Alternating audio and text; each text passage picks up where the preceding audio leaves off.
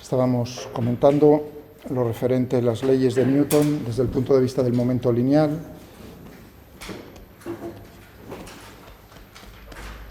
En sistemas de partículas. Entonces hablábamos desde el punto de vista del momento lineal, veremos. Hemos visto momento angular un poco, hoy veremos un poco más, y también en lo que se refiere a qué ocurre con la energía, el concepto de energía potencial. ¿De acuerdo? Y aquí tenemos, ¿no? Aquí había dicho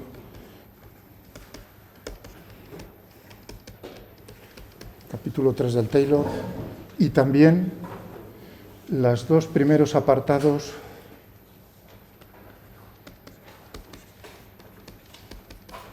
que, si bien el capítulo 10 del Taylor se refiere al sólido rígido, en los dos primeros apartados, esos dos también, digamos, parte de sistemas de partículas antes de imponer la ligadura de que todas las partículas, las distancias permanezcan constantes entre dos partículas cualesquiera. Entonces también una parte del capítulo 10 es conveniente echarle en este momento un vistazo. Lo mismo para la energía. Capítulo 3, capítulo 4. En este 4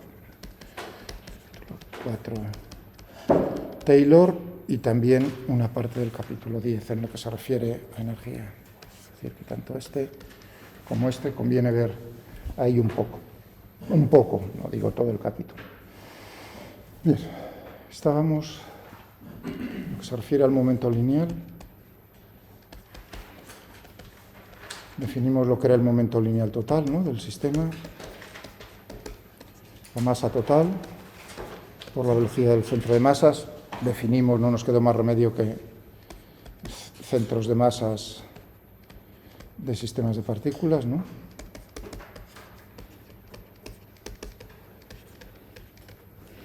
Y vimos la segunda, por cierto, en centros de masas de sistemas de partículas, antes de seguir por aquí. Tenemos ahí dos archivos, creo que se ya he descubierto aquí que juegan un poco con eso. ¿Dónde está aquí? Rotaciones, tiro parabólico.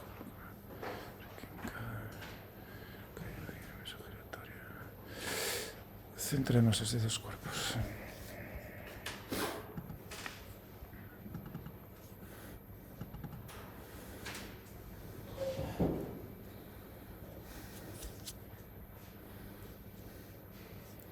A ver si teníamos por aquí. A ver.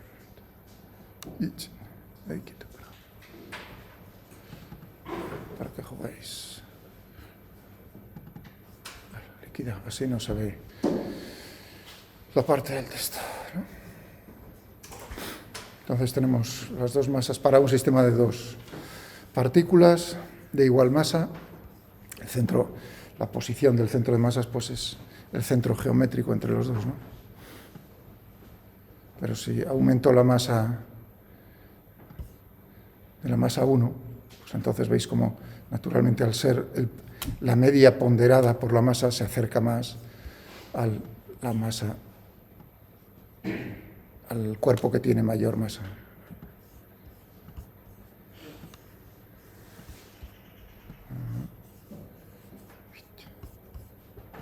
Naturalmente, entre dos masas no queda más remedio que se encuentre en la línea recta, en un punto de la línea recta que une las dos masas.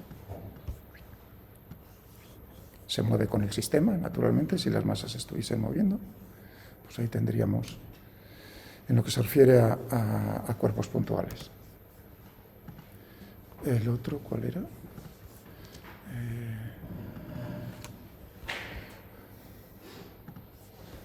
O sea, que los comentarios que hace el Taylor acerca de dónde se encuentra en la línea recta, todo eso lo tenéis aquí en... Vamos a ver, ¿dónde está esto?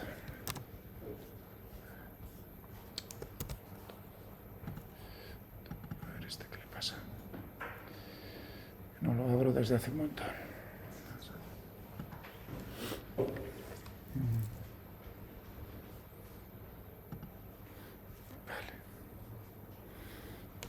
mismo, pero ahí tengo que cambiar algo. No teníamos aquí. ¿No?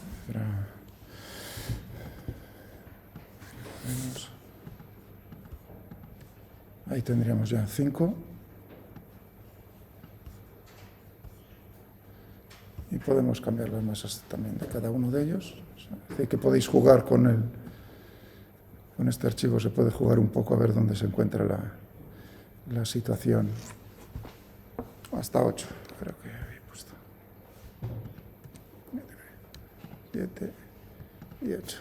Y podéis ir eliminando también, si no me equivoco, como ya no me acuerdo cómo se quitaba. De alguna manera se quitaban. Bueno, da igual. Hace años que no lo hago. Por lo menos 1 o 2 años. Bueno, ahí tenemos una de las características del centro de masas de un sistema de partículas, que nosotros podemos dividir el sistema de partículas en 2 grupos, por ejemplo, ¿no? Entonces hallar el centro de masas de uno de los grupos, el centro de masas del otro grupo, y hallar, entonces sería, digamos, concentrar la masa de cada una de esas 2 partes en el centro de masas correspondiente. Entonces tendríamos ya un sistema de 2 partículas situadas en los centros de masa, con la masa total correspondiente a cada uno de los subsistemas, y el centro de masas de las 2 se calcula como sería el mismo centro de masas que calcularlo directamente con todo ello. Eso se ve inmediatamente al ver el sumatorio que vimos el otro día, ni siquiera lo voy a poner. Ese comentario lo tenéis en el Taylor. Vale, pues esto fuera, podéis ahí verlo y jugar con ello, si queréis. Podemos calcular rápidamente, recordar, habéis, yo creo que en otras asignaturas, con la asignatura de resistencia a materiales, veis momentos de inercia, probablemente pues, como mínimo de figuras planas, es decir, que estáis acostumbrados a integrales de ese estilo, a integrales de cuerpos en los cuales la masa está distribuida en el espacio, no con cuerpos puntuales. Pues vamos a hacerlo.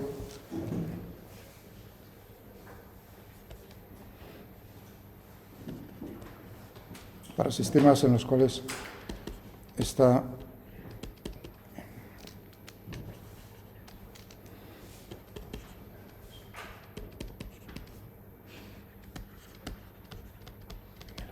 por ejemplo,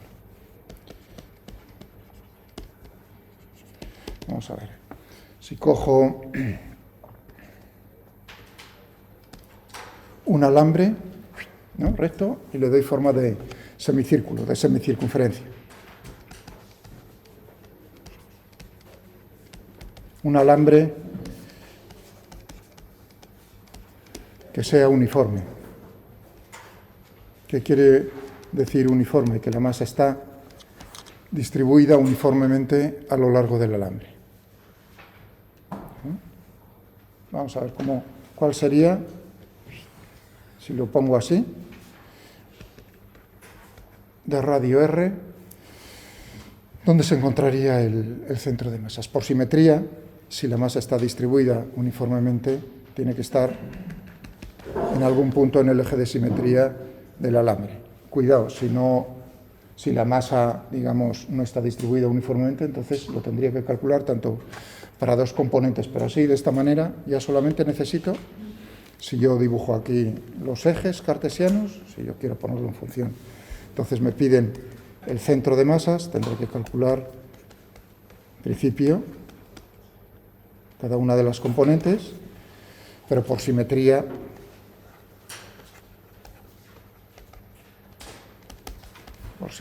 Es decir, ¿qué quiere decir eso? Que si yo tengo aquí, divido esto en masas puntuales o infinitesimales, yo voy a tener, siempre puedo agruparlo a pares de igual masa y el centro de masas se encuentra en el punto medio, por lo tanto, lo que tendría es, para todas ellas, en el eje Y, tendríamos entonces lo que acabo de decir, considerar este sistema como una suma de subsistemas, todos situados, su centro de masas, en el eje Y. Por lo tanto, el centro de masas tiene que estar tal como he colocado los ejes en el eje Y. Es decir, que es lo que tenemos que calcular esto. Bueno, por definición, ¿qué tendremos? Tendremos que dividir por la masa total en el sistema, y aquí el sumatorio, divido el cuerpo en masas infinitesimalmente pequeñas, puntuales por lo tanto, tendrán una masa m, y tendrá naturalmente cada una de esas masas su coordenada y. Es decir, cuando ponía aquí el sumatorio de las masas m sub i para la componente i sub i, pues aquí lo que estamos haciendo es, al distribuirlo en el espacio, el sumatorio se convierte en una integral y las masas son infinitesimalmente pequeñas. Entonces el arte, iba a decir, de esto es precisamente transformar este diferencial de masa, esa masa infinitesimal, en función de la geometría del problema. La masa la podemos poner como el producto de la densidad lineal de masa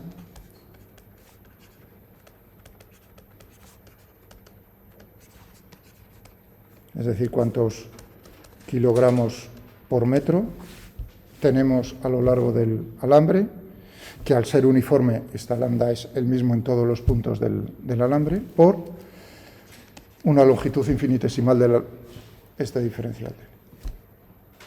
Esta será la masa, entonces, que tendremos aquí en esa zona del alambre. Muy bien, eso quiere decir que entonces... Y la masa total, por supuesto,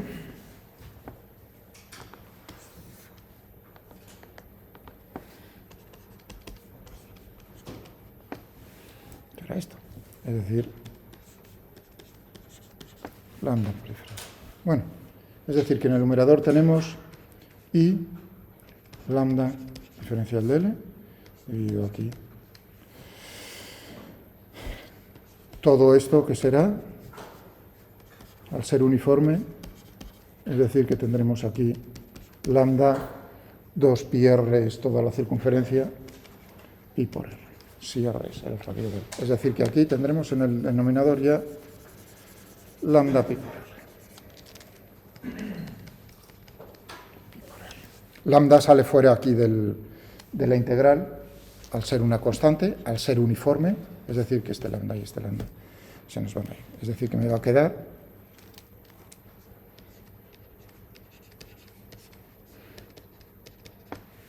ahora el diferencial de L, precisamente por la geometría. ¿Cómo lo puedo poner en función de coordenadas? Uno diría de x y de y.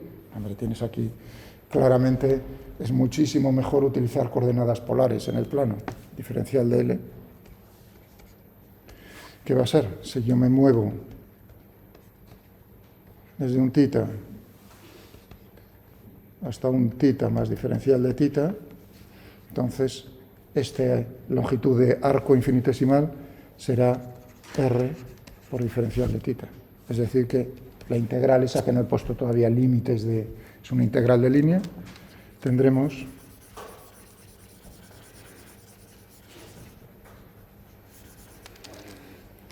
entonces I, ya habíamos quitado el lambda, o sea, I r diferencial de θ por pi por r. El r sale naturalmente fuera de la integral, r por r, y ahora tenemos una integral y diferencial de θ, y estoy mezclando, no son independientes y θ. Vamos a poner, ya que lo quiero poner en función de la coordenada polar θ, la i, esta altura, ¿cómo será? Será r seno de θ, es decir, que tendremos r seno de θ diferencial de θ dividido por pi, y ahora sí puedo poner los límites de integración. Estoy integrando entre θ igual a 0 hasta θ igual a pi. Esto es un pi aunque no lo parezca. De tal manera que si nos ponemos por aquí,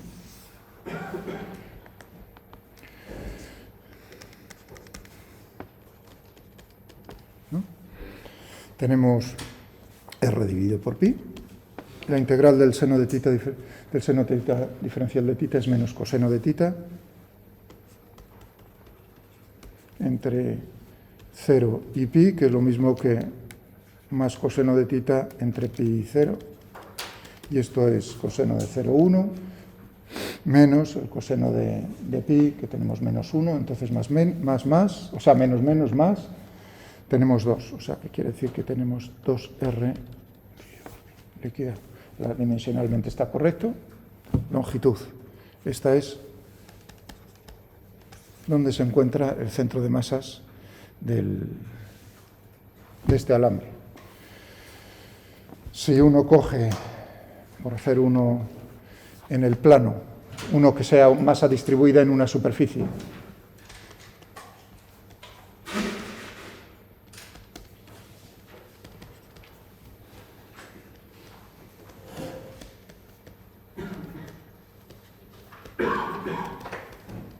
por ejemplo, ya que nos hemos cogido el semicírculo.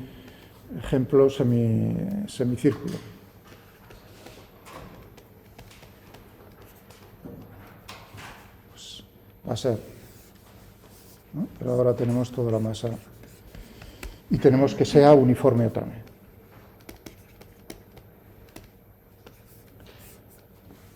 Aquí lo que podemos definir es la densidad superficial de masa, que se suele utilizar la letra griega sigma. Pero bueno, si utilizáis otra letra, no hay ningún problema, siempre que sepa yo a qué os referís.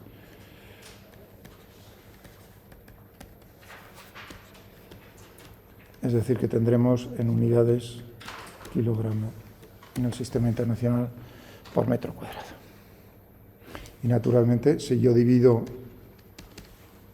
cojo un trocito aquí de área diferencial de S, tendremos que, o diferencial de A, como traes, tendremos sigma. Es decir, que la masa total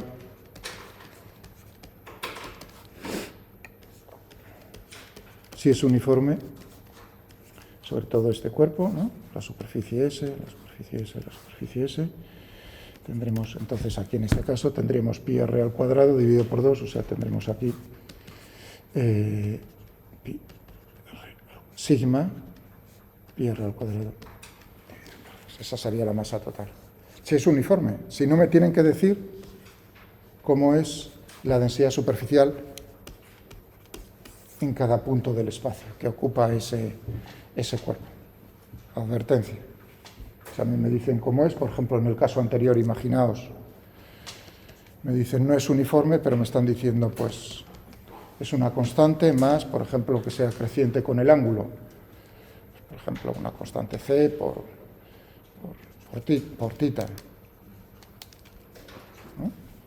Si me lo diesen, o sea, que creciese linealmente a lo largo de la barra según me voy moviendo. Cojo la barra recta y luego la doblo. Si crece linealmente la densidad, hay cada vez más masa, pues entonces podría poner la densidad lineal, naturalmente me tienen que decir cómo es lambda 0, y la constante c. Entonces se mete en la integral y ya está. Eso que salía fuera de la integral porque era constante, ahora ya no sale. Lo mismo tendríamos aquí si esta pieza no fuese de densidad uniforme, la masa no estuviese distribuida uniformemente. Pero bueno, estamos haciendo lo más fácil, que es que esto es constante, uniforme. Una constante. Bien, ¿y qué me quedaba para ahí? Pues naturalmente, otra vez, por simetría, si yo cojo aquí, tendremos que la componente X, si el eje Y es un eje de simetría, entonces tendremos que X del centro de masas es igual a 0 por simetría. Es decir, que si yo tengo aquí una masa a la derecha, voy a tener una masa igual a la izquierda, equidistante del eje Y, de tal manera que su centro de masas de esos dos se encontrará sobre el eje Y y todo. El mismo comentario que hice antes.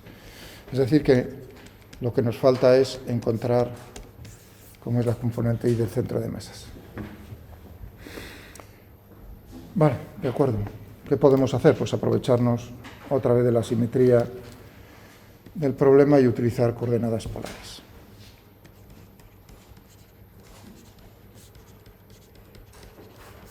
Pero claro, ahora necesitamos expresar el diferencial de área. Si yo cojo aquí este trocito infinitesimal que se encuentra desde un R hasta un R más diferencial de R, tita, hasta un tita más diferencial de tita, el área infinitesimal, es un cuadradito infinitesimalmente pequeño, tendrá dimensiones de diferencial de R, una de las aristas, por la otra sería R diferencial de tita.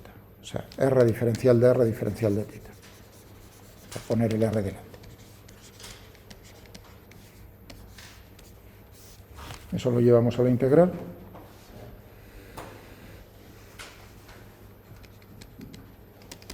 Tendremos entonces, para toda esa, la altura ahí, la altura ahí que le corresponde, diferencial de m tendríamos que era entonces sigma por diferencial de a, que es r, diferencial de r, diferencial de tita, dividido por la masa total, que era sigma pi r al cuadrado dividido por 2. Sigma sale fuera de la integral, porque es constante, y se va. Es decir, que vamos a tener aquí, ya solo me falta poner otra vez i, depende de r y depende de tita. Y va a ser r, uy, perdón, he puesto i igual a i, madre mía, r minúscula, seno de tita. Es decir, que si nos ponemos por aquí arriba, ¿qué tendríamos? Uy.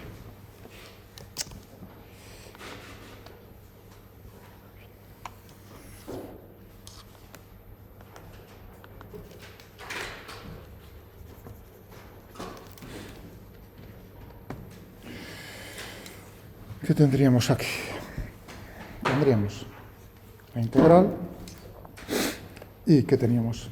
R seno de tita, R diferencial de R, diferencial de tita, estamos integrando sobre esa superficie, ya la hemos parametrizado en R y en tita y tendremos pues desde tita igual a 0 hasta tita igual a pi y desde R igual a 0 hasta R igual a R mayúscula. Lo he puesto demasiado pequeño, lo siento. Se ve, ¿no? Se entiende, los límites de integración. Esto tendríamos R seno de tita, R diferencial, dividido todo ello que teníamos aquí por pi R al cuadrado dividido por 2. La integral en tita, hacemos primero la integral en tita, si queréis, seno de tita, diferencial de tita entre 0 y pi, eso me daba un factor 2. Es decir, que me va a quedar 2 R cuadrado, perdón, R y R cuadrado, seno de tita, y seno de tita ya me lo llevé, qué tonto soy, desde 0 hasta R.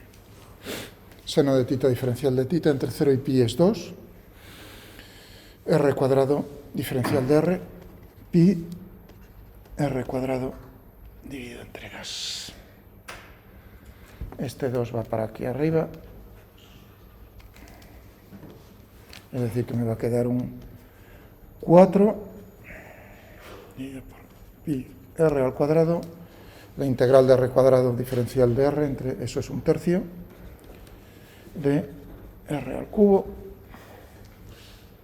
fuera, es decir, que me va a quedar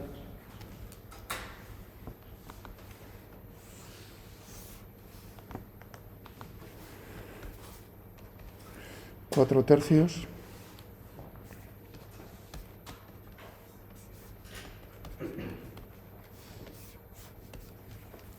ya está.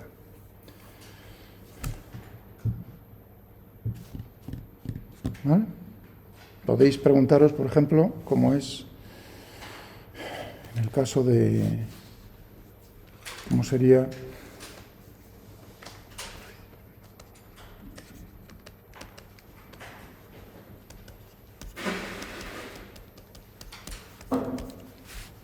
superficie, ¿eh? No una semiesfera maciza, una superficie semisférica de radio R uniforme. Entonces, ¿dónde se encuentra eso? Para que penséis un poco también sobre una superficie. Voy a hacer una de volumen.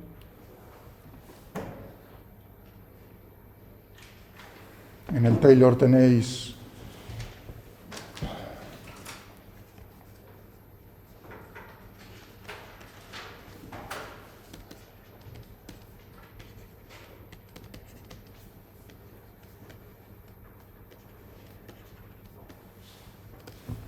por ejemplo, tenéis como ejemplo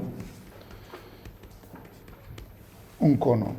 Yo lo voy a hacer para una... O sea, que esto lo podéis ver en el... Por supuesto. Yo lo voy a hacer para otro diferente.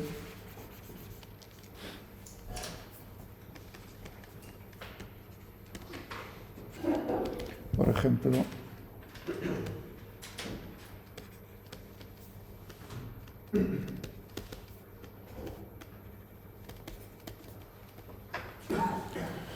Semisfera maciza y uniforme. ¿De acuerdo? Es decir, lo tenemos de radio R.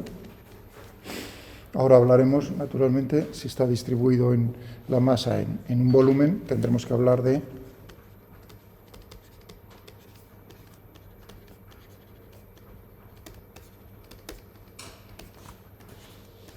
cuando uno habla de densidad, normalmente está pensando, porque todos los cuerpos efectivamente tienen volumen.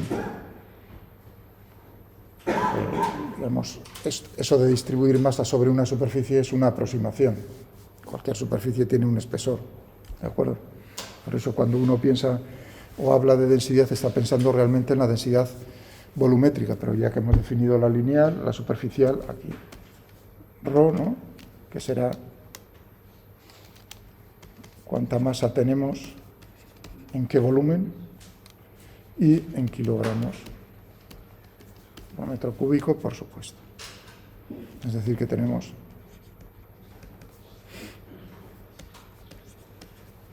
la masa total del cuerpo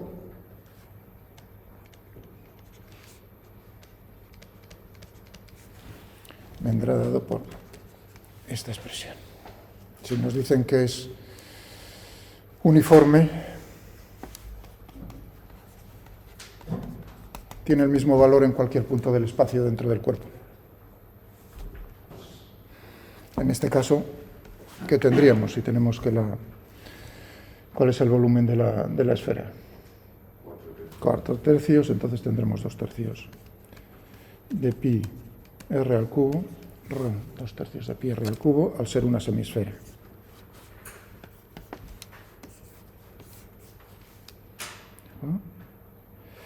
Nos quedaría otra vez ahora decidir, me piden el vector de posición del centro de masas. Bueno, pongámoslos, ¿qué simetría tenemos? Pues tenemos aquí, a lo largo del eje Z, es un eje de simetría. Bueno, voy a llamarlo al eje Z, ya que ahora estoy en 3 dimensiones. Tenemos aquí X e Y, por la simetría. El centro de masa se encuentra sobre el eje Z.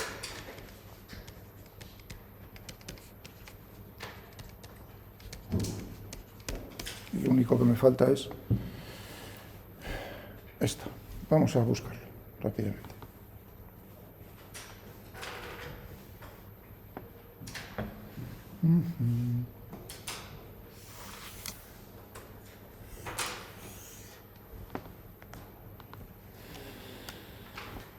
Uno no se, digamos, aquí ya que hemos visto en polares, se está pidiendo esto a grito polares esféricas.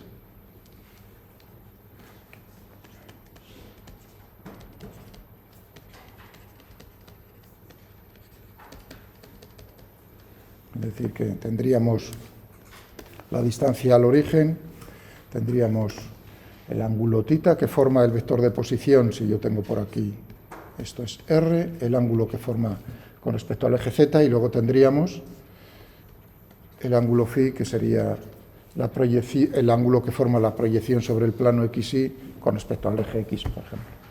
Tendríamos estas dos, Y ya simplemente habría que pensar cómo es el diferencial de volumen, un cúbito de aristas, yo me muevo, de eso ya hemos hablado, ¿no? Entonces, ¿qué tendríamos aquí en el diferencial de volumen en coordenadas polares esféricas? Que esto ya lo he hecho.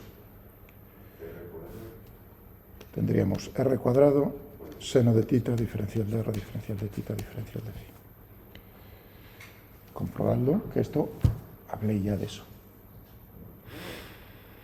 Como veis, dimensiones en metros cúbicos, adimensional, adimensional, adimensional, r cuadrado diferencial de r, eso me da en metros cúbicos. O sea que uno lo metería ahí, tendríamos una triple integral, teniendo en cuenta naturalmente cómo es la altura z, o sea que tendríamos para zcm,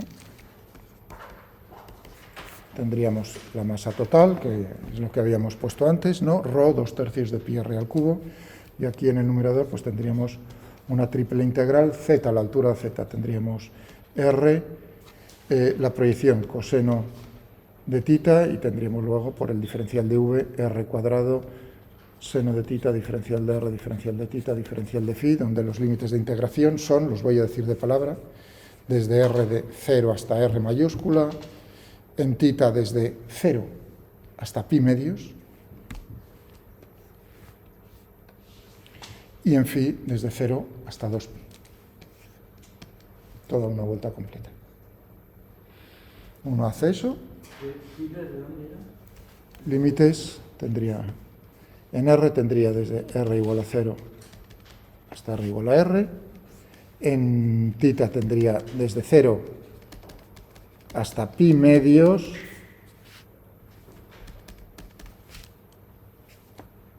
no hasta pi, y tendríamos en phi una vuelta completa, ¿no? Tendríamos desde phi igual a 0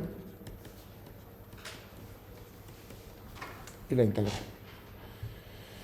Chupada de resolver, pero eso lo comprobáis porque yo quiero utilizar esto precisamente para decir, bueno, pero también podríamos ahorrarnos, por así decirlo, dos integrales y expresar el centro de masas, la componente z, en función de una sola integral con una sola variable. Es decir, mentalmente hacer dos de las integrales. ¿A qué equivale eso que estoy intentando decir? Pues en dividir el cuerpo, yo puedo imaginarme el cuerpo y dividirlo en discos.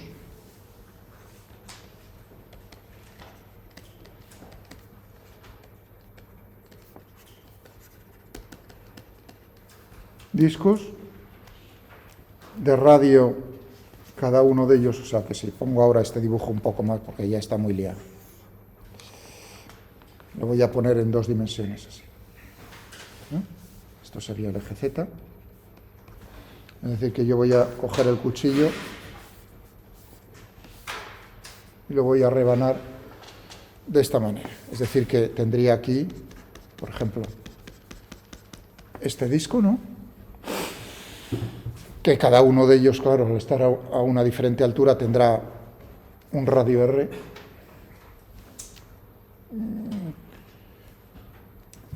Cuidado aquí con el R que estoy utilizando.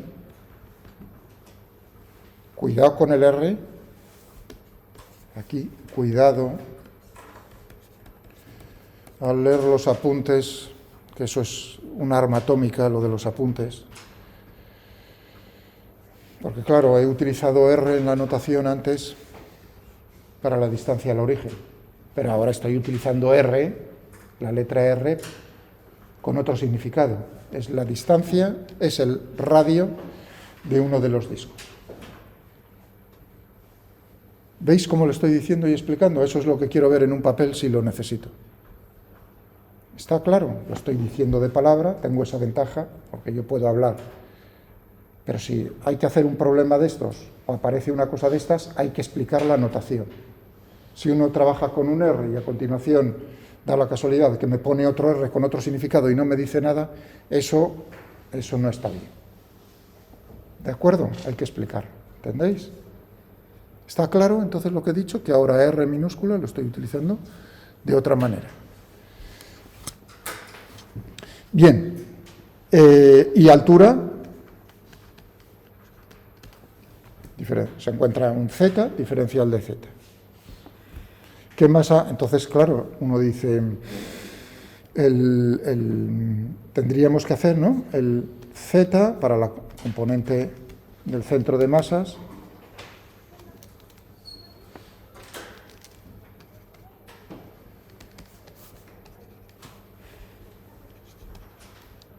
lo que voy a poner aquí es, digo, vale, ya que puedo hacer eso, lo que tendré aquí será el z del centro de masas de un disco, de este disco, por la masa infinitesimal del disco. Estoy dividiendo la semiesfera en masas infinitesimales, en discos de masa infinitesimal. El subíndice es disco.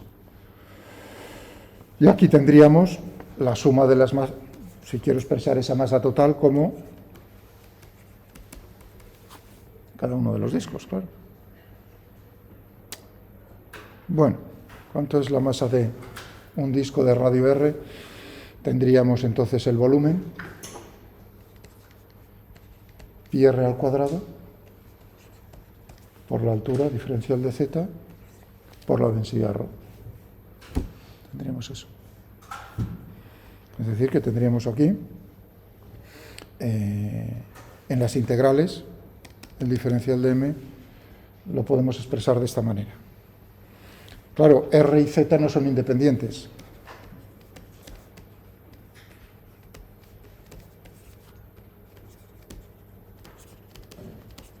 Es decir, que hay que poner uno en función del otro. Si esto es r mayúscula, esto es r y esto es z, pues entonces tendremos que r cuadrado más z cuadrado es igual a r al cuadrado. Es decir, que r al cuadrado minúscula es r al cuadrado menos z al cuadrado. Es decir, que yo puedo poner esto como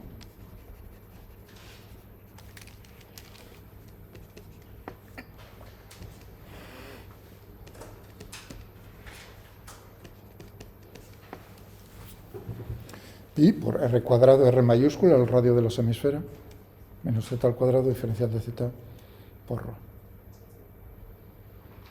¿De acuerdo? De tal manera que entonces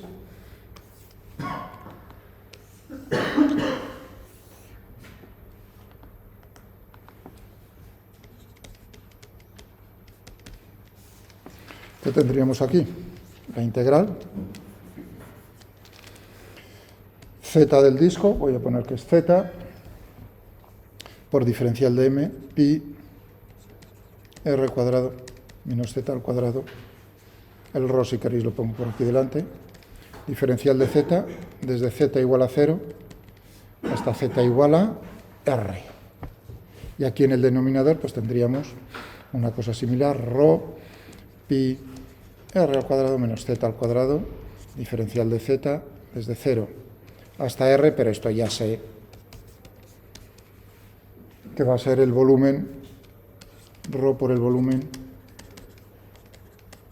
lo podéis comprobar cómo sale ρ 2/3 por pi r al cubo. Se hace la integral de arriba, que la diferencia es únicamente que le hemos añadido un z, y comprobáis, porque ya no lo voy a hacer, comprobáis que esto sale lo mismo que hacer la triple integral. Es decir, que en todo esto de momentos de inercia y centros de masas, es simplemente pensar en la simetría del problema, a ver si el cuerpo tiene simetría, sacar el cuchillo y cortarlo en trozos de los cuales yo sepa pues cómo es, en este caso que estoy hablando de centros de masas, cómo es el centro de masas cómo es la masa de ese trozo y dónde se encuentra su centro de masas. Ya sé la masa de un disco, el centro de masas del disco se encuentra en el centro del disco, si es de masa uniforme, liquidado, el problema. Podéis también mirar, pues, por ejemplo, el problema del cono, que lo tenéis, no necesitáis ni... Yo que vosotros lo intentaría y luego comprobaría que me sale lo mismo que en el Taylor, que viene como ejercicio hecho. Vale. Fenomenal. También podemos definir lo que se llama, que no lo hice el otro día y sí conviene, o sea, que estamos hablando del momento lineal, podemos hablar de lo que es el concepto de impulso lineal, que ahí depende de los idiomas, siempre me acuerdo de esto, porque lo mismo que tengo impulso lineal, tengo impulso angular. En español se dice momento angular, ¿no? Me acuerdo, pues, muy al principio, cuando llegué allí a hacer la tesis, y claro, era mecánica de fluidos, pero los fluidos también tienen momento angular. Y velocidad angular, de giro. Me acuerdo con la persona que era mi tutor, que ya está fallecida, una persona excelente, encantadora. Bueno, qué pena. El tabaco, otro que se llevó el tabaco por delante. Es tremendo, ¿eh? El tabaco es que es peor que lo de la... No se da cuenta, el tabaco es peor que lo de la pandemia esta, vamos. Eso se lleva por delante, en especial a esta persona. Bueno, demasiado pronto.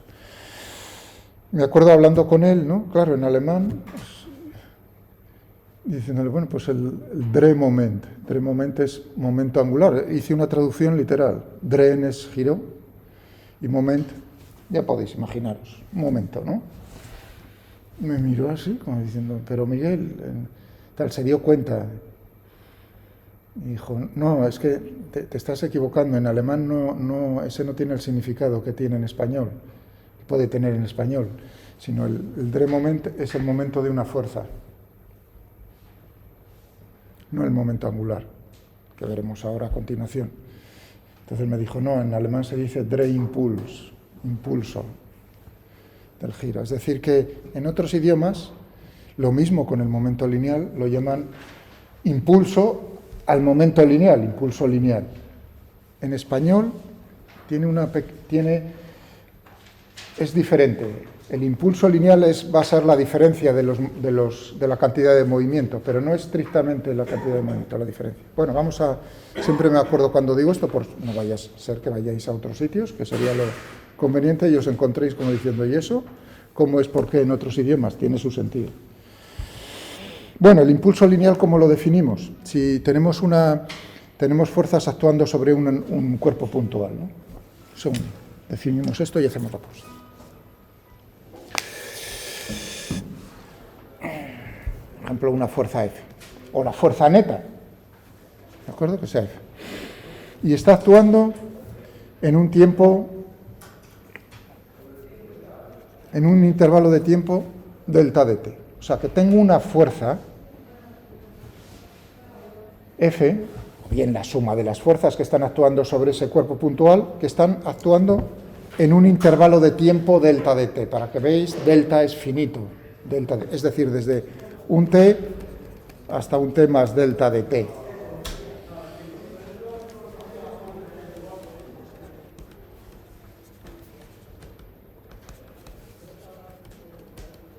Y, por supuesto, esa fuerza puede ir cambiando a lo largo de ese intervalo de tiempo. ¿Qué le vamos a hacer? Es decir, que se está moviendo aquí la partícula y esta fuerza que está actuando en todos los instantes puede cambiar, no tiene por qué ser constante. Eso sería lo más fácil. Entonces, la pregunta es, bueno, ¿cuál es el efecto?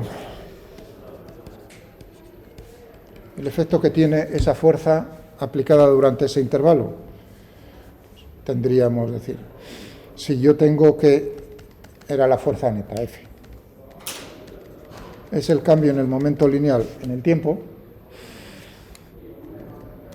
tendremos es que, si pasa el tiempo multiplicando, tenemos esto, en un intervalo infinitesimal de tiempo diferencial de t, la acción de la fuerza lo que provoca es un cambio en el momento lineal. Si el intervalo es finito, tendremos esto, desde t hasta un t más delta de t. Por supuesto, esta integral es inmediata. Es decir, que es, por supuesto, delta de t. La variación desde el instante t hasta t más delta de t. Tendremos aquí p en t más delta de t menos p en t. La variación, el cambio que se produce en el momento lineal, el final, en el tiempo, en el instante final, menos en el instante inicial. Y esto tendremos que es desde st hasta un t más delta de t. Bueno, pues a esto es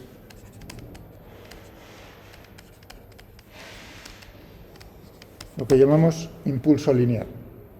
Es decir, que el impulso lineal no es nada más que la variación del momento lineal en ese intervalo de tiempo. Tiene las mismas dimensiones que el momento lineal. Si el momento lineal inicial es 0, entonces el impulso lineal va a ser el momento lineal en el instante final. Pero no tiene por qué ser 0 en el instante inicial. ¿De acuerdo? Y esto es, ahora uno dice, imaginaos, las burradas que hacen en el gimnasio los chicos, bueno, incluso alguna chica que le gusta lo de las pesas, pero sobre todo estoy pensando en los mazas, ¿no? La juventud hace que el cerebro todavía no esté maduro del todo, ¿no? Entonces hacen, por ejemplo, lo del peso libre, ¿no? Sobre todo ese, ¿no? Mete los 200 kilos, y ¿sabéis, no? ¿Cuáles, no? Vale. Y luego, pues para que todo el mundo se entere de que lo ha hecho, pues lo sueltas antes de que toque el suelo. O sea, no lo dejas suavemente otra vez en el suelo, porque entonces, si no, los que están al lado no se enteran de lo fuerte que eres y de lo gilipollas. Entonces lo sueltas desde una altura de 20 centímetros. Eso lo veo todos los días que voy al gimnasio, ¿no? Y me encuentro con el mismo. Digo, bueno. Y nadie les llama la atención. Eso, si lo hiciesen en otro país, iban a ir buenos. El suelo sufre. Entonces, todos estos días, ¿qué ha pasado? Digo, esto lo tengo que discutir con mis alumnos en la asignatura. Mentalmente digo, ¿se darán cuenta estos de lo que está sufriendo? Significa qué fuerza media está soportando el suelo cuando ellos dejan desde 20 centímetros de altura caer, por ejemplo, 100 kilos en peso libre. Ese problema lo vamos a hacer ahora, a continuación, después de la pausa. ¿Vale? Son y 2, hay 7 minutos. O sea, que nos habíamos quedado en la definición de impulso lineal, es decir, que durante un tiempo, un intervalo de tiempo, está actuando una fuerza sobre un cuerpo puntual, y el resultado, el efecto, es una variación en el momento lineal. Podemos definir entonces, a partir de eso, lo que es la fuerza media. La fuerza promedio o fuerza media. Tengo esa fuerza que está actuando en un intervalo delta de t. ¿De acuerdo? Y yo digo, ¿qué fuerza? Que fuese una fuerza uniforme durante ese intervalo tendría el mismo efecto. A verás, o media. Tendría que ser, naturalmente, equivalente. ¿Veis que aquí ya no pongo esta fuerza, la fuerza media, sino pongo la fuerza que está actuando en ese intervalo? Ya puede cambiar a lo largo del tiempo. Es decir, que produzca el mismo cambio en el momento lineal, es decir, que tenga el mismo impulso lineal. Por lo tanto, la fuerza media no será nada más. Esa es la fuerza promedio en el intervalo delta de t. ¿Es exactamente la fuerza F que está actuando? No. Es una fuerza promedio, es un promedio. Pero eso te da idea, y dijimos el problema ese que siempre miro cuando dejan caer las pesas. Hagamos cuentas. Digamos que ponen 200 kilogramos. 100 a cada lado. Vamos a quitarle los 20 kilos de la barra. Bueno, o los 20 kilos están repartidos 10 y 10. 100 kilogramos sobre cada uno de los discos. Y esto lo dejan caer de golpe, ¡bomba! Y entonces es cuando dices, joder, otra vez, tocándome las narices. Y la respuesta, o sea, la pregunta es, ¿cuál es la fuerza media, la fuerza que ejerce cada uno de los discos al chocar contra el suelo?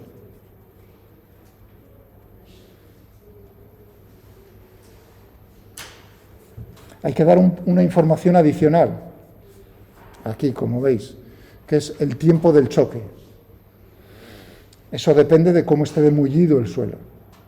Si eso se hiciese sobre esto, naturalmente partiría inmediatamente, porque al ser un suelo muy rígido, lo que significa es que el tiempo que dura el impacto es mucho menor que sobre un suelo acolchado. Es decir, que lo que cambia ahí es el tiempo. Por eso ponen cosas de goma, para que precisamente el tiempo sea... ¿Qué tiempo ponemos? ¿Una décima de segundo? Vamos a suponer, eso tendría que hacer una película, no lo sé, ¿eh? Tendría que hacer o ver en Wikipedia o ver por ahí tiempos de esos, en googlear. Pero digamos, una décima de segundo es bastante largo para un choque, de ese estilo. 0,1 segundos el tiempo del choque. Vale, es decir que únicamente necesitaremos saber, ya tenemos aquí el denominador, cuál es el cambio en el momento lineal de estos cuerpos. Imaginaos, aquí lo que tengo es una masa que estoy dejando caer, una masa de 100 kilos que dejo caer contra el suelo. ¡Plaf! Y ahora tengo que añadir una cosa más, que el choque sea perfectamente inelástico, es decir, que quede clavado en el suelo. Ese sería lo más favorable para el suelo. Si tiene un rebote, cosa que tiene, entonces es todavía más desfavorable para el suelo. Pero vamos a ponerlo que sea un choque totalmente inelástico, es decir, que queda en las gomas clavado y que dura 0,1 segundos. ¿Cuánto será el cambio en el momento lineal que se ha producido? Es un movimiento en una sola dimensión. ¿Cuánto es delta de P? Necesitaré saber si lo dejo caer desde el reposo y esta altura es 20 centímetros. 20 centímetros desde aquí, vamos. Entonces necesito desde el reposo, me olvido del aire, porque el rozamiento con el aire es despreciable en ese movimiento. A ver, ¿qué velocidad? Un cuerpo que se mueve bajo la acción de la gravedad a una distancia de más 2 a delta de x. Si pongo que esto es 0, que lo dejo caer desde velocidad 0, v cuadrado, 2a, que será g, por delta de x, que será 0,2 metros. Es decir, que v, la velocidad con la que llega al suelo, será la raíz cuadrada de 0,4 por g, ponemos 10, 0,4, 2, ¿no? O sea, 0,4 por 10, 4, o sea, 2. 2 metros por segundo. Con 2 metros por segundo es como llega la pesa a tocar el suelo. En esas condiciones. Ese es el momento lineal. Antes será entonces la masa, 100 kilogramos por 2 metros por segundo. Después del choque, 0 porque queda clavado en el suelo. Por lo tanto, se produce un delta de P en módulo que es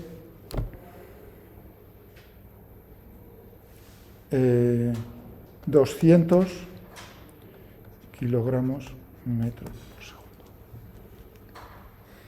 La fuerza media será esto, dividido por el tiempo, 0,1 segundos.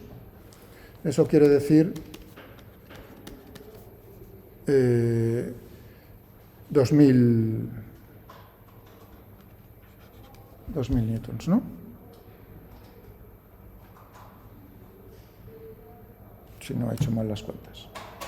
10, 4, 2, 0,4, 10, 4, 2, 100, 200, perdón, 2, por 200. 100, no, lo tengo aquí, 100 por 2, perdón. 100 por 2. 200 entre 0,1 es multiplicar por 10. Pero eso lo produciría cada lado de la barra. Iba a decir, ahí a cada lado de la barra, claro. Eso es como dejar, esto es el peso equivalente a ¿cuántos kilogramos fuerza? A 200 kilogramos. Es decir, al doble. 200 kilogramos por cada uno de los lados. Eso suponiendo que sea 0,1 segundos, es decir, que ahí he sido generoso en... Si rebota, el cambio en el momento lineal es mayor. Si fuese totalmente elástico, sería el doble que esto. El cambio en el momento lineal va para abajo, luego para arriba, con el mismo módulo. Eso quiere decir que el cambio en el momento lineal sería un vector de esta manera, hacia arriba, cuyo módulo sería, en vez de 200, 400 kilogramos metro por segundo. Vale. Bueno, yo diría que eso ya el suelo sufre más, ¿no? Y si es una centésima de segundo, ya no serían 2000, sino serían 20.000.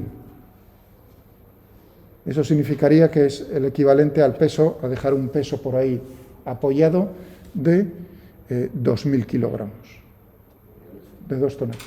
¿Dices que si rebota es el doble? Sí, claro. Antes. P antes. Después.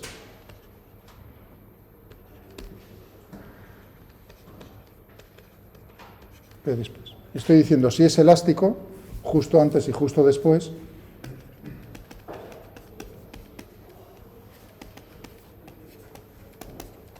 justo cuando llega al suelo, justo después de que abandona el suelo, es el mismo, porque la energía cinética, al ser elástico, tiene que ser la misma justo antes que justo después. Entonces tendremos delta de P, será P después menos P antes. P después es este vector, menos P antes es un vector que es igual a P después, es decir, 2 veces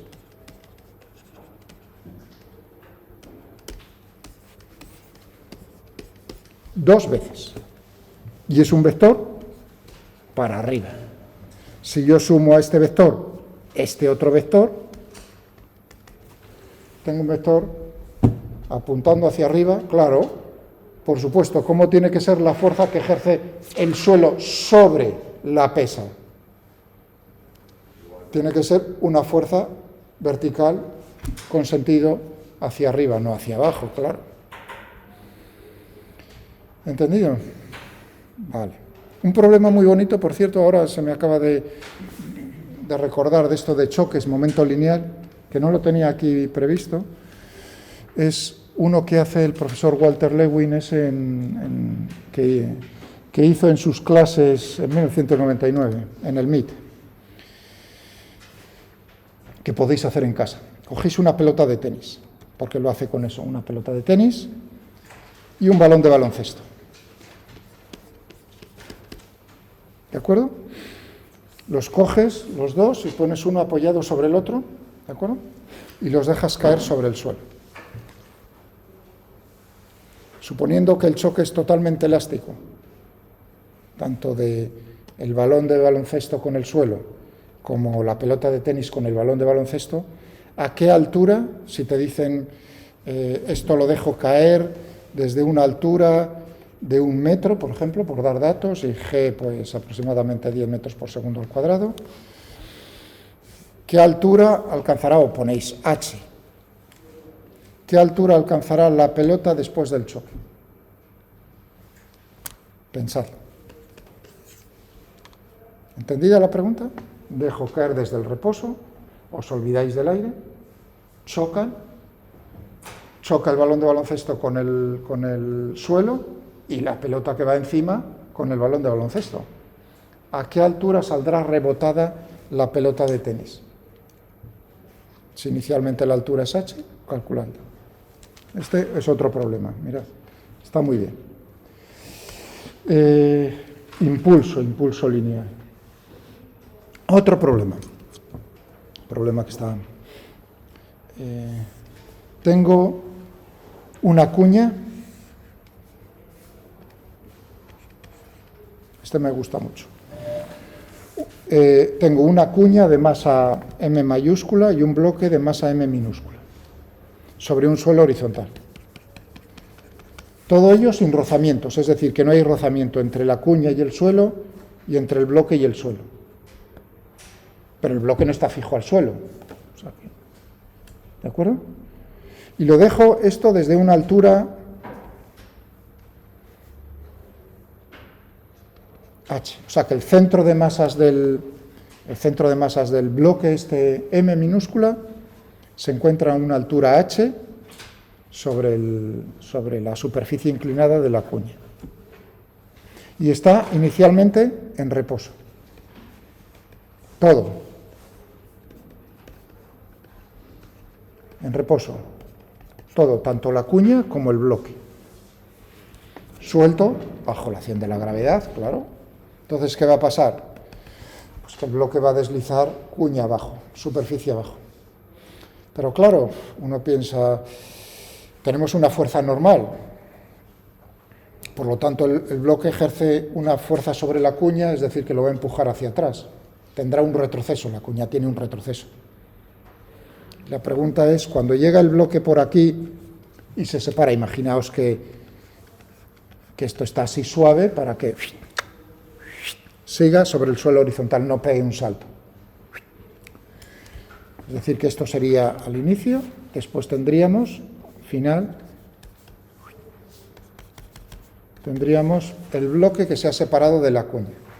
Me dicen todos los datos, h, m mayúscula, m minúscula, g, todo eso. Hallar las velocidades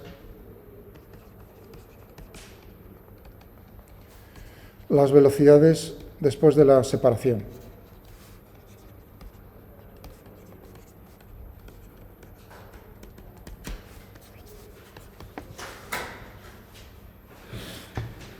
A ver, ¿se conserva el momento lineal total en este problema? El sistema es mi cuña, es la cuña y el bloque.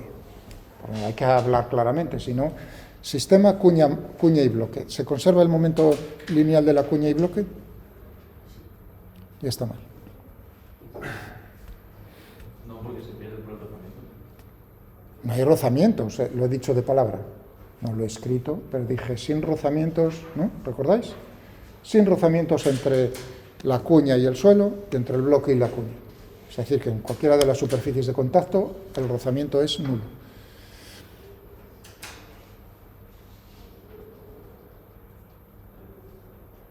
¿Se conserva el momento lineal? Ya dije que no, para ir, porque el tiempo me apremia, iba a decir, si no os dejaba ahí un poco cocer en vuestra propia salsa un rato más. A ver, ¿qué ocurre con P? P total. Bueno, para saber si es constante o no, a lo largo del movimiento, a lo largo del tiempo, habrá que analizar cómo son las fuerzas externas.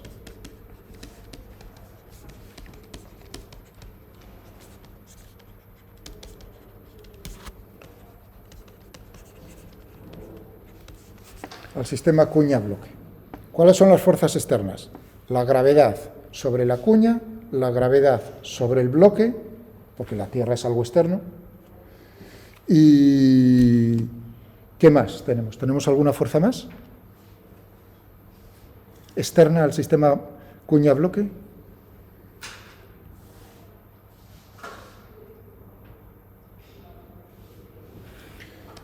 Esta superficie horizontal, la mesa, no pertenece al sistema. Está ejerciendo una fuerza normal sobre la cuña. Por lo tanto, tendremos, si queréis, la fuerza está normal y pesos. La fuerza normal que se ejerce entre el bloque y la cuña y bloque, es una fuerza interna. Son fuerzas internas al sistema. O sea, me da igual. Lo mismo que el rozamiento. Si hubiese rozamiento aquí en esta superficie, también esa es una fuerza interna, son fuerzas internas. Y la cuestión era, para determinar qué pasaba con el momento lineal, es la fuerza neta externa. esto va a ser lo que me va a decir cómo cambia el momento lineal total con respecto al tiempo. Claro, si yo veo las fuerzas externas, estas fuerzas, esta sería mg y esta sería mg, todas esas, son fuerzas que tienen dirección vertical, es decir, que no tienen componente horizontal. Eso me indica que se conserva, como mínimo, se va a conservar la componente horizontal del momento lineal. La componente horizontal, eso está claro. ¿Por qué? Porque todas las fuerzas externas tienen componente horizontal nula.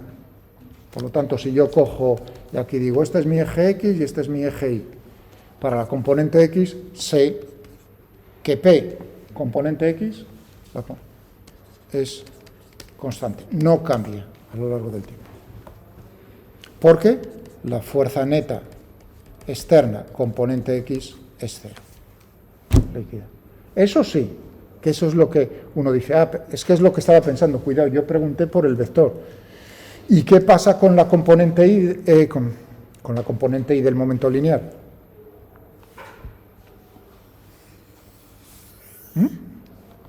Porque a lo mejor me he equivocado yo.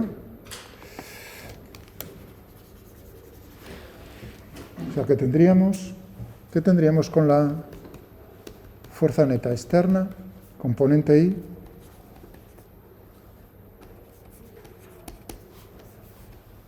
Tenemos esto. O bien, porque uno diría, oye, está normal, a lo mejor anula los dos pesos. Esa es la pregunta, en definitiva.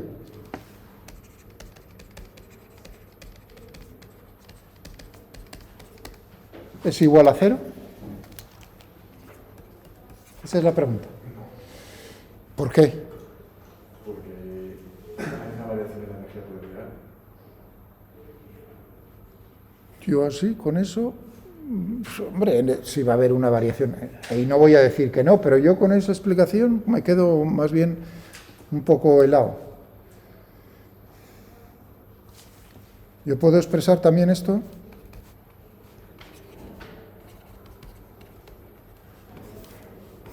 Esta y esta son la misma ecuación.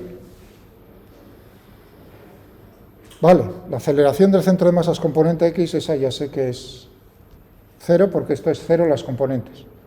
Pero ¿qué ocurre con la componente Y de la aceleración del centro de masas? Claro, tendré que ver cómo es la aceleración del centro de masas componente Y de la cuña.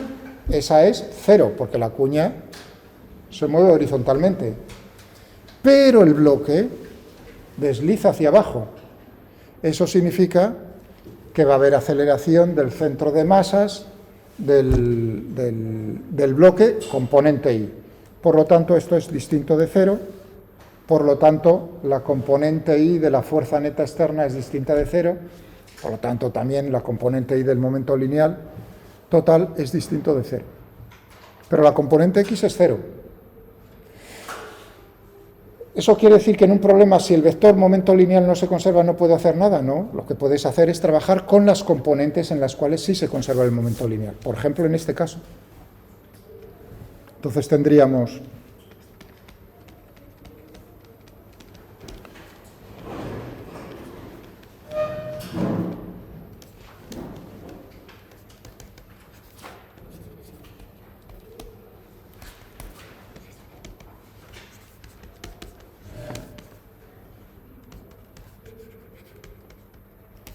cuña bloque. Es decir, que la componente X antes tiene que ser igual a la componente X en cualquier instante. Antes, ¿qué momento lineal total tiene componente X? El sistema está en reposo, por lo tanto, cero. La componente X es, ¿no? La de una más la de la otra, 0 más 0, 0. Después, ahora tendremos, pongo positivo, eje horizontal hacia la derecha, si queréis, el bloque positivo, la cuña negativa. Es decir, que tendríamos menos m, v mayúscula para la velocidad de la cuña, en magnitud, más m v minúscula para la velocidad del bloque después de la separación. Es decir, que tengo una ecuación que me está diciendo que mv es igual a mv, siendo estas las velocidades después de la separación. Pero tengo dos incógnitas. O sea, una cosa es eso y otra cosa es contestarlo a todo.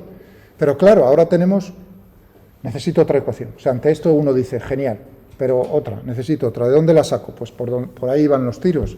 ¿Se conserva la energía mecánica en este problema?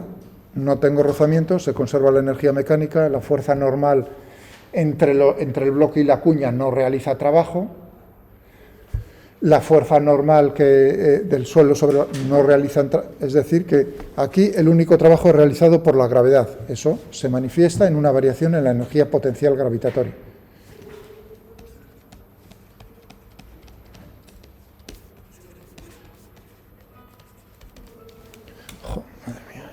Madre mía, lo que tenía yo que... Pero es culpa mía, por el Timmermans ese de las narices. Es decir, conservación, no, uy, eso ha quedado grabado. Bueno, conservación de la energía en mecánica.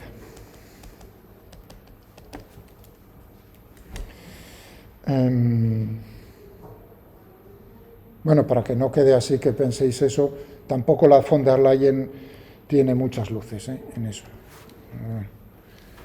Y así me quedo tan pancho. Conservación de la energía mecánica. Hay rumores que dicen que Angela Merkel se libró de la Ursula von der Leyen largándola para Europa. Pues son del mismo partido, Hay veces, ya sabéis el chiste ese, ¿no? Dice, ahí en la vida tienes, ¿cómo era eso? Tienes amigos, enemigos y compañeros de partido. Esos son los peores. Los amigos que son de tu propio partido, los compañeros, esos son a los que no puedes darles la espalda porque te clavan el cuchillo a la menor. Conservación de la energía mecánica. Eso quiere decir que tendríamos energía mecánica inicial 0, cinética más potencial. Bueno, ahí depende del nivel que cojamos. ¿Cogemos el suelo como nivel de referencia? Pues entonces tendríamos 0 para la cinética de la otra, potencial, la altura si queréis, mg h de la cuña, más mg h mayúscula, que era lo que ponía yo. Y esto tiene que ser igual a la energía cinética, a la energía potencial. En el otro caso tendríamos un medio de mv al cuadrado, un medio de mv al cuadrado, y luego tendríamos las energías cinéticas, las energías potenciales de cada uno de ellos. Es decir, que tendríamos mgh cuña, es el mismo que el inicial, más 0, porque digamos la cuña, digamos el bloque es tan pequeño, ¿no?, que el h, si queréis, la altura h mayúscula corresponde a la diferencia de altura en el centro de masas del bloque, es decir, 0 patatero. Entonces tendríamos aquí, es decir, que la energía potencial que tenemos almacenada en el bloque se transforma en energía cinética de los otros dos. Voilà. Dos ecuaciones, dos incógnitas, y ya está. Se resuelve y ya tenéis las velocidades. A ver, un momento, no me queda nada.